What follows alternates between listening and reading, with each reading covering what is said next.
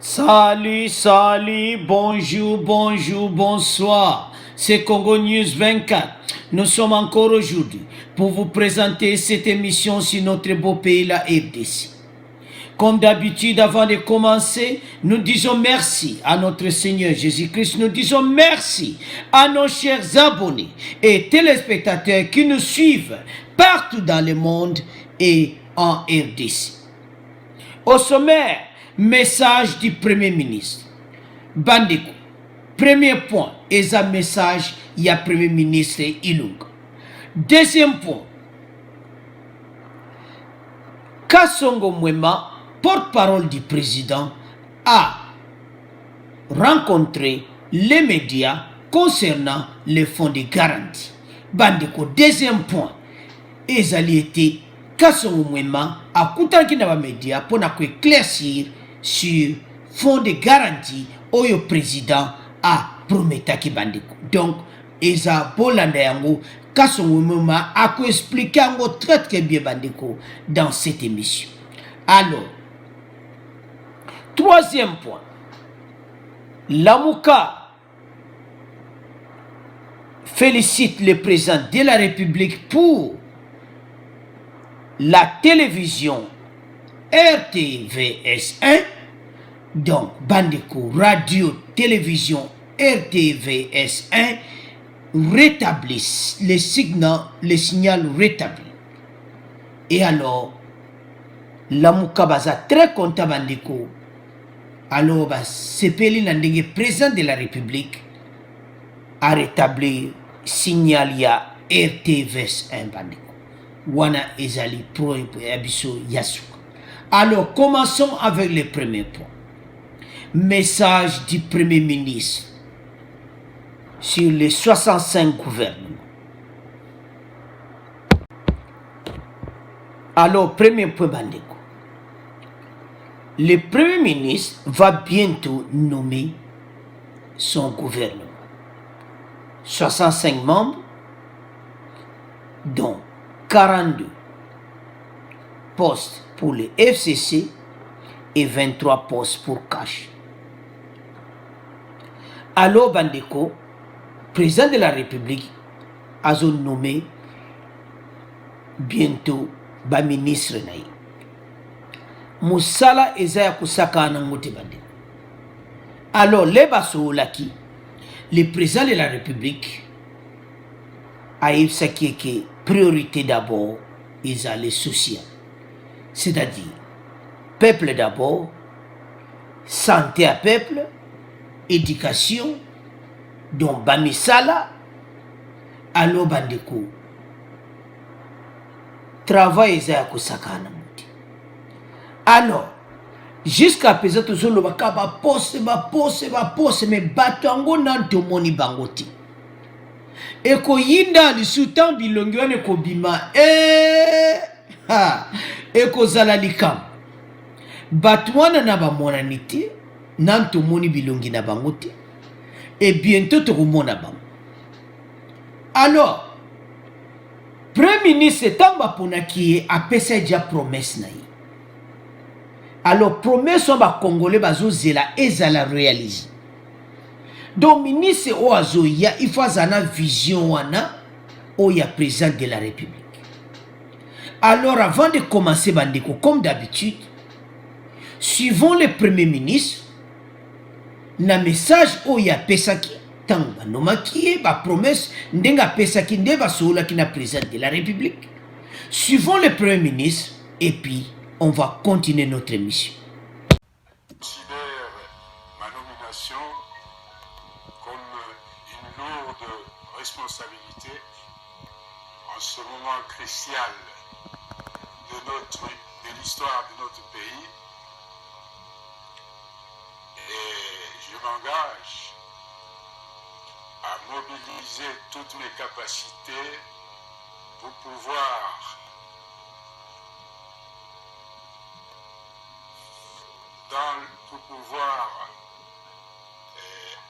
faire fonctionner de façon harmonieuse la coalition au niveau du gouvernement. Et temps à contribuer à l'amélioration des conditions de vie des citoyens congolais dans la transparence et la bonne gouvernance. Le président de la République tout à l'heure, en me recevant, a excisé ce qu'il considère comme les secteurs importants pour l'action du gouvernement, c'est le social, c'est-à-dire l'éducation, la santé, bien sûr la priorité dans un pays post-conflit comme le nôtre, c'est la sécurité et l'instauration de la paix. Voilà ce que je peux répondre à votre question. La dernière question. Monsieur le Premier ministre, félicitations d'abord pour votre nomination. Vous avez répondu à ma première question, mais je voudrais poser une deuxième. Est-ce que vous avez une idée du délai pour lequel vous allez nommer une équipe gouvernementale? Et vous connaissez le protocole en la matière. Je viens d'être nommé.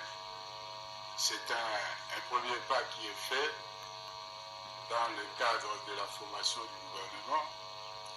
Il y a des consultations dans le cadre de la coalition qui se font pour arriver à déterminer la structure du gouvernement, la composition du gouvernement. Une fois ces consultations terminées, il faudrait et que à ce moment-là, c'est à ce moment-là qu'on pourra déterminer le délai pour la formation du gouvernement. Je crois. Allô Bandeko, vous avez suivi le Premier ministre Ilunga, Sylvestre Ilunga. Il est clair. Il a dit que priorité, c'est le social. Alors, comme priorité, c'est le social, Bandeko, Yango présent Zoluba, le peuple d'abord. N'avait mission passée d'expliquer déjà parce que le président de la République a abandonné déjà Moussala avant même Ilunga abanda Moussala. Donc Ilunga ya okuta déjà ba travaux monsieur c'est salami. Donc Ilunga a ko sala ba suivi na. Alors, tout lundi premier ministre que défi ou ezali bosso na ye eza social. Ou bazulu ba que peuple congolais a na misère tile. Quand peuple congolais a koubima na misère, tout lundi wana lui d'abord le social, atangi makambo éducation, atangi makambo la santé, donc tout. Alors santé kout kolobate parce que c'est déjà planifié. Président de la République c'est banda kiango. Donc ministre de santé tango zakoya. Donc azo continuer ka chemin président de la République c'est Tiaki. Donc son excellent président Félix Tshisekedi Nzela, donc ministre de la santé a olanda kango mbalam. L'éducation, il cause la gratuit donc ministre de l'éducation a kolanda mbalam. Alors côté emploi bandeko, ba kinoa baza cause la misala. Ba chômeur basé belé na RDC faut chômage ici. Alors yango pesa deuxième point na biso. Auto solo na o ya fond de garantie wana. O yo kasongo mwema kutaraki na ba média. Alors revenons à notre premier point. Les défis du Premier ministre Ilunga. Quels sont les défis? C'est le chômage. D'abord, la pauvreté na RDC. Donc il faut makambouana nyonso esila. Peuple congolais a survivre. Donc Premier ministre Ndenga Lobiwana Makambouane to tient parce que Makambouane fait ça, la passe à lui priorité les sociales. Alors, ba ministre au bazoya, ba yeba été priorité de GCP Sami, Ilunga Lobi Angoana, que priorité Angoana. Alors, yo ministre Zoyo yeba ki ba lobi priorité les peuples d'abord, social, yo tango Zoya yo ministre oyeba ki peuple oyo, a oumeli na chômage. Pendant 18 ans avec le gouvernement de Kabila, a souffert. Et comme tant peuple congolais a séparé la bande. Et comme tant peuple congolais a réjoui. Yo ministre obako tia yo na ba minéré. Ce qui va jouer avec ba contrat moko illégal donc va jouer un contrat mo illégal donc okozala suspend.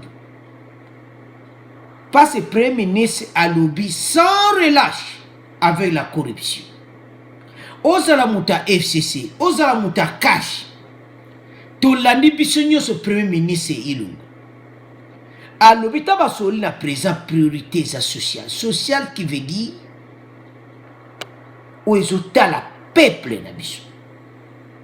Pendant 18 ans, peuple a zaki na pauvreté.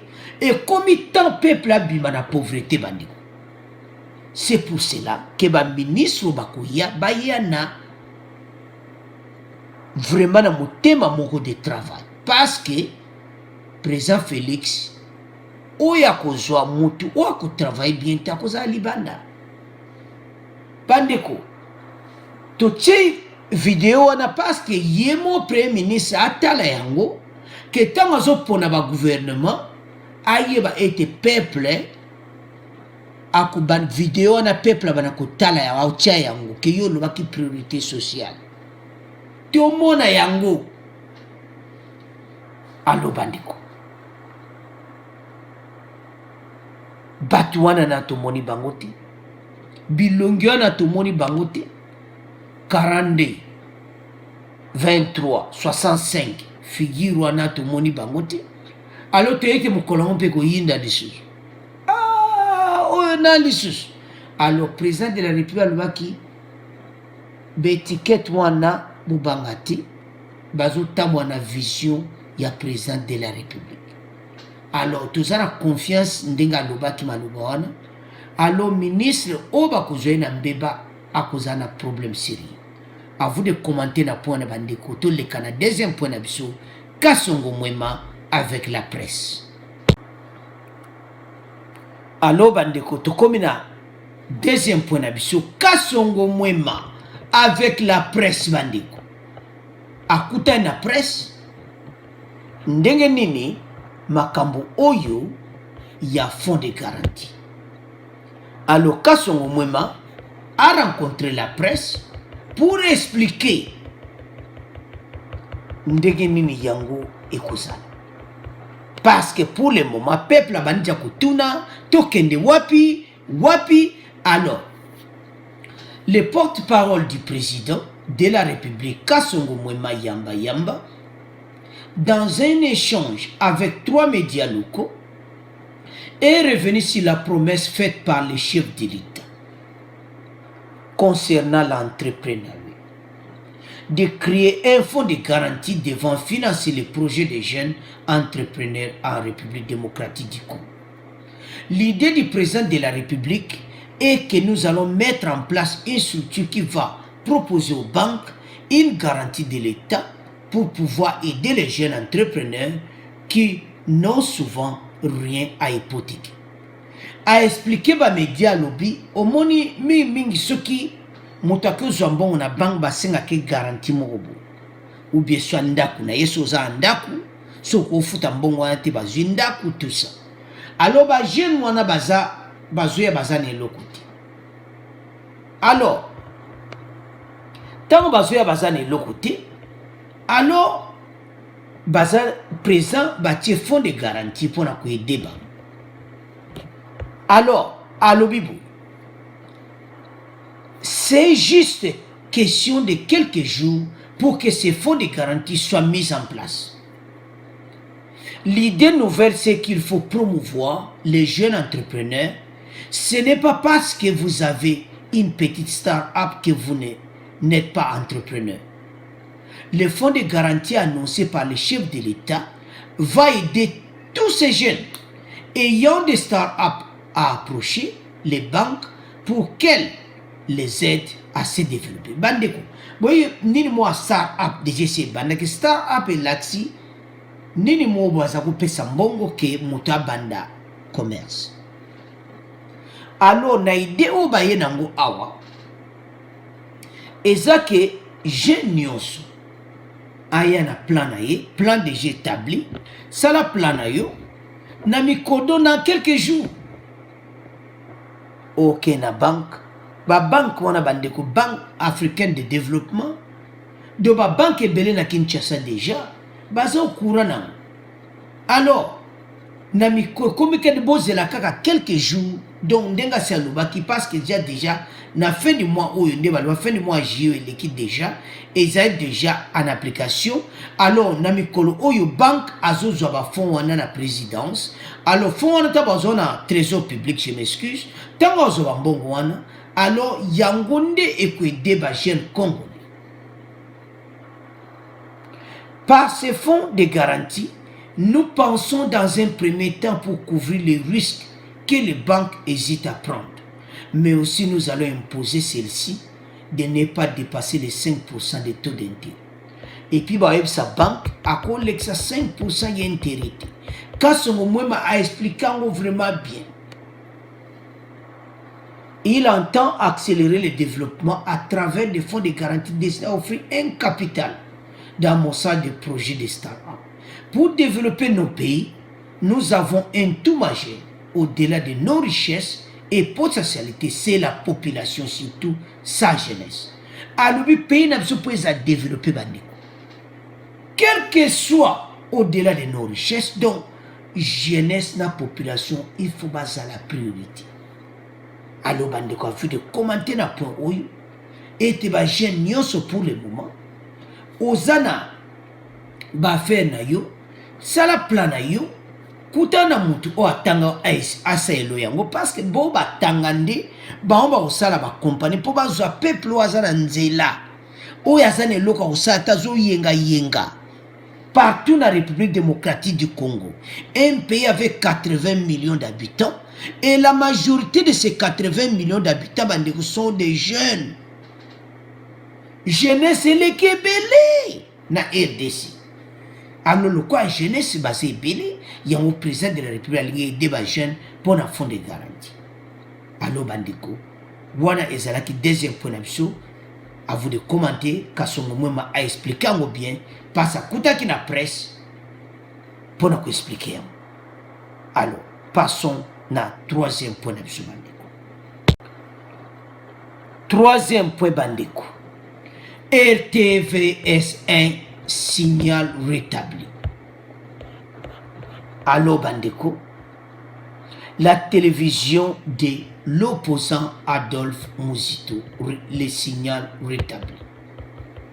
To bandeko, bakanga ki yango bandeko boyebi le 29 juin dernier.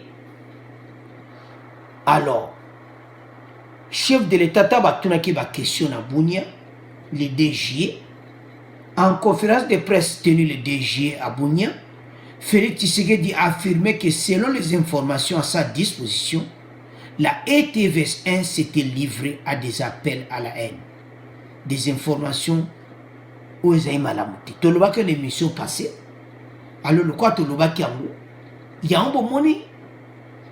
Vraiment, gouvernement, Zoyo Kabambe émission to Pesaka, Subota l'émission to Salaki. Car en la semaine, Oyo, beaucoup de monde a Toloba qui m'a kamwa RTVS1 était. Il faut le gouvernement quand même fungole yango mais talasiko ba fungole yango.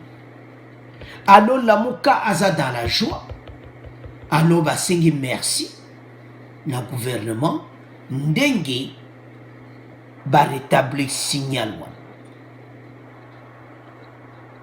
Alors ba diko. Le cola est rétabli. Président de la République qui je ne peux pas confirmer. Lorsque je serai à Kinshasa, je vais suivre. On m'a dit que la justice sera saisie. Donc, il y a mon présentant à Yen à Kinshasa, à Outakibunya, à Banala, à démarche, alors il y a clair qu'il faut Yango et Fouan. Et puis, l'organisation est belle et télémélaki Yango. Alors, le col a comme un état de droit. Il faut libérer TVS1. Donc, ils ont rétabli. Allo bandiko. à vous de commenter. Donc, signaux rétablis. Alors, bandeko, comment clôturer l'émission Nabisu Nasuka. Alors, nous sommes à la fin de notre émission. Tout comme Nasuka bandeko, premier point, ils allaient être membre du gouvernement bientôt. Alors, tout lundi, interview, tout lundi, message, il y a premier ministre. Alors, qui d'abord les social. Alors, bandeko, peuple azo zelangwe salama. Bami sala et monana. Deuxième point, bandeko, ezali ya kasongo m'a expliqué ndeni fonds de garantie wan ezali. Donc, mutu nyoso koso yango jeune nyoso congolais pour longola chômage dans RDC. Et puis, troisième point, la Mukabaza très content parce que RTVS 1 est Fungami. Donc, bientôt, la Muka marche dans bas. Et monsieur Zozonga, donc, dans la joie. Alors, c'est ça l'état des droits. Télévision, il faut alors voir, on peut pas l'obac. Donc, c'est ça. Alors, à vous de commenter, bandeko, comme il a su que mission à Bissot, à vous de commenter. Au revoir, à la prochaine.